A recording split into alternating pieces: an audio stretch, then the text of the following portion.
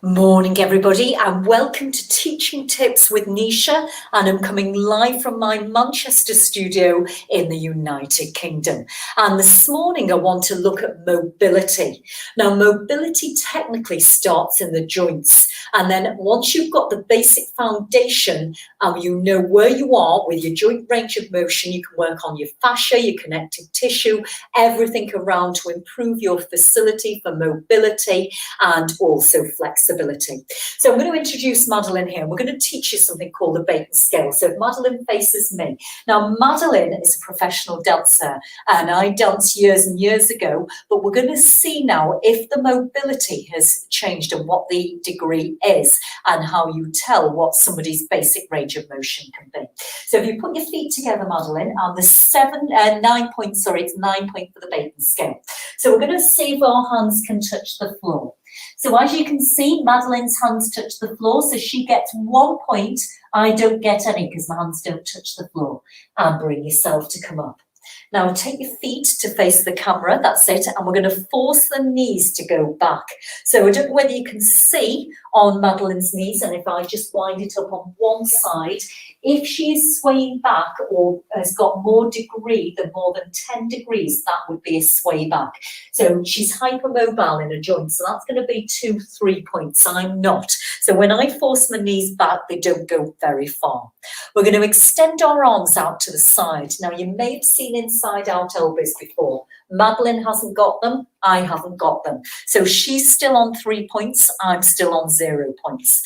Then if we face each other, Madeline, and if we get our thumb, so I'm going to take my hand out here and show you, and I'm going to try and get this thumb to touch the wrist. Will that go all the way down? No. Try the other one. No, so we don't score a point there. Then the arms go up at shoulder height. The wrists are nice and long. We're going to see now if this little finger will bend back more than 90 degrees. No, won't go on that side and won't go on that side. So that's 9 points altogether. So we'll just talk it through. Hands on the floor is 1. One knee, 2. Other knee, 3. One elbow, 4. Other elbow, 5. 6, 7 with the thumbs, 8, 9. So Madeline is still on the hypermobile stage. She's hypermobile and I'm hypomobile. So she scores 3 points, I score none. So I'm going to have a look now at the hip facility. And hip facility is key for everybody, particularly if you're a sports person. So we're going to sit down on the floor, Madeline, if you face me. So we're going to take a frog and I want you to look at both the alignment of Madeline's frog and my frog. So I've been like this for years and I was like this at dance college and like this as a child at school. So can you see how her knees are flat down on the floor and mine are up here? Look at the position of the pelvis. I'm slightly rolling back and compensating into my thoracic and she's sat forward. So how would I make that better? Well, for me, I'd sit myself up. So I've got a bit more of a wedge and now I can open my chest, but my knees are still high. So I'd probably support. If you turn to face the camera, Madeline, you can see now straight on. So look at the difference. So it's not that Madeline has overworked. The facility is there in her hips, which is fantastic. And then she's worked professionally as a ballet dancer. The facility isn't here in my hips, but I can still improve. So that's your basic foundations of flexibility, mobility with the Baton scale. Now I'm going to show you what I would expect with somebody who's hypermobile in the hips. So I'm going to show you my Garuda apparatus behind here, and I don't know whether you can see this great big machine here. So Madeline, we're going to go into the sling. So if you take yourself into the Garuda sling and take yourself into downward dog. And I'm moving this forward so that you can all see. Okay, so the Garuda machine is amazing. The traction facility, even though Madeline is hypermobile, actually gives her space at the front of her joint and enables her to relax a little bit more in the sling as a professional dancer.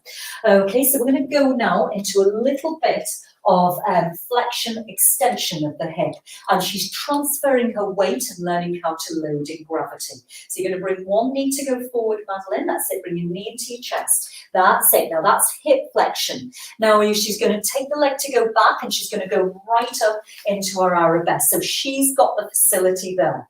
And again, the sling is providing a two-dimensional pull. And two more, Madeline. As your knee comes forwards, good. As you slowly go back, and as she goes back, I'm giving a little bit of assistance on her thoracic. And once more, and her knee goes forwards, good. As you slowly go back, good. Hold it there. Then drop the leg to go down, good. Okay, now do you drop your hands to the floor, Madeline, and bring yourself up nice and slowly. Now, if you step to the side, I'm going to show you, guys, what it looks like with somebody with stiff hips. So I'm very stiff in the hips, but I'm always working on it. So my hands are forwards. I'm softening through my shoulders. I'm going to bring my knee forwards, let the chest open, and then I take it to go back. So my leg still goes, but not as far. So I may compensate in other areas of the body.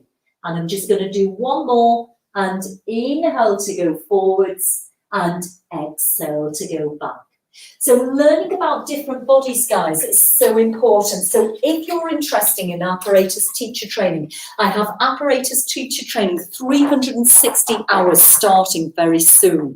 It's a 2-year process. It's not a quick get qualified. It's learn about the body, learn about trauma, learn about lifestyle, learn about how you can apply the exercises to the people in front. And it's not about teaching a list of exercises. Get in touch. I've also got Pilates Matwork starting soon as well. So if you're interested, drop me a call, drop me an email, and I look forward to hearing from you soon. Have a fabulous Saturday.